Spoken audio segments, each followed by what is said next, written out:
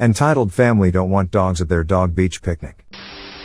In BC we just are getting through a heat wave with temperatures up to 40 C in Vancouver. Naturally we all want to get out and cool off at the river or ocean. At my favorite creek spot for the dog, and one of the few off-leash areas where there is a nice wide and deep swimming spot, a family of 4, without a dog, came and set up a picnic and play area for their kids using most of the shaded space on this side of the creek. They have slightly distanced themselves from the main group of humans and dogs in the hot sun. Since I didn't feel like roasting on the sunny side, I tried to put myself over where I wasn't disturbing them, and the dog wouldn't bother the picnic. After about 5 minutes of the dog fetching his ball and bringing it back to me, I can see them eyeing me up, and finally the dad approaches me. Excuse me, but were you planning on being here a while? We came over here to get away from the dogs. Oh yes, we come here most days to get away from the sun and cool off. We usually swim and throw the ball for half an hour. Well, we were here first, and as I said, we were hoping to avoid being around dogs with our kids and food. Well, I'm very sorry, but in case you weren't aware, this is the only off-leash swimming spot locally.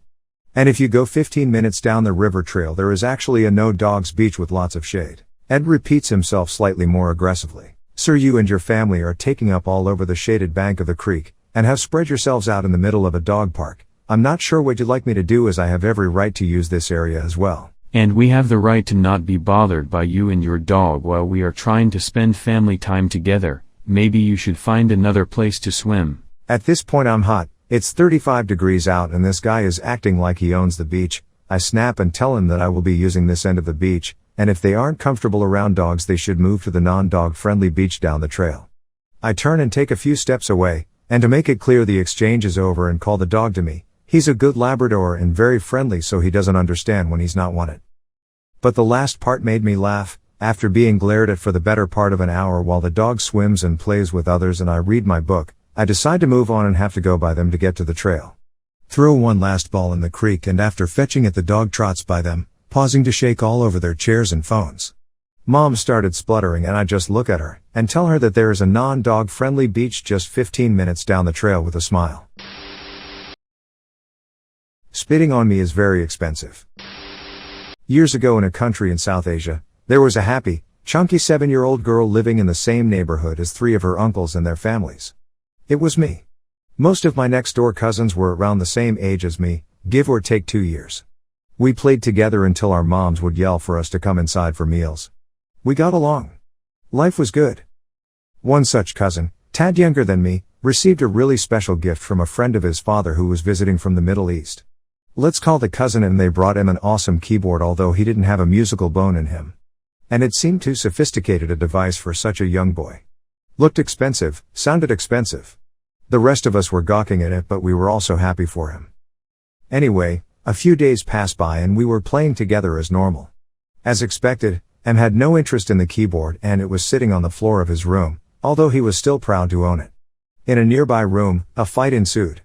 I can't remember why it started for the life of me, but I remember being angry and the other cousins ganging up on me. They were laughing at me hysterically when one of them proceeded to spit on me, followed by another spit from Em. I was livid. To throw a punch, I started to run after those fast little pricks and they dodged me like rodents. My angry, bloodshot eyes kept chasing them until I ran into the keyboard on the floor. I stopped. They stopped and turned. I knew exactly what I wanted to do, and so did the cousins. I could see the fear on their faces and they could see the malice in my eyes. With everyone present in the room, the cousins, my mom, their moms and I crashed my absolute unit of a body on the expensive keyboard lying on the floor. It cracked.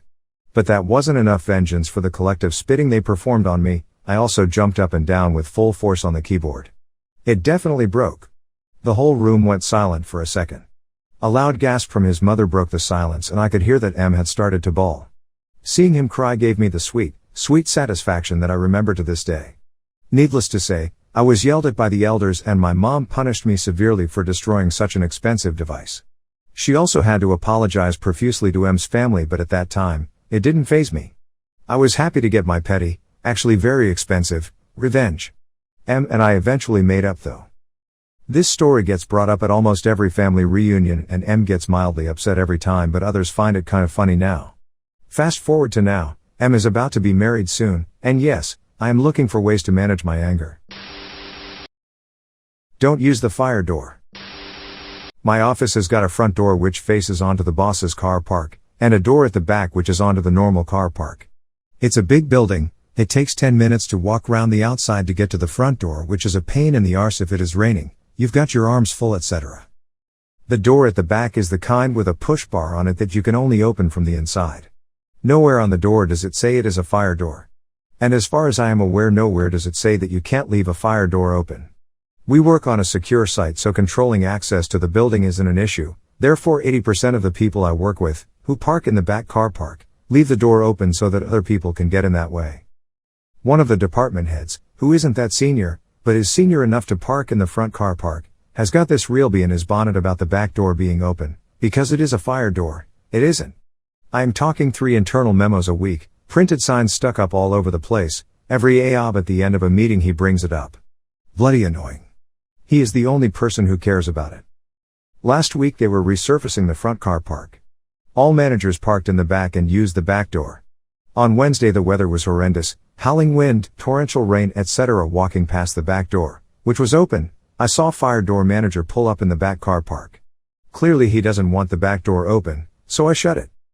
Roll on 15 minutes and he is in his office looking like he swam to work, trying to get IT support to come and fix his laptop because he fell over in a puddle and dropped his bag, with laptop in it.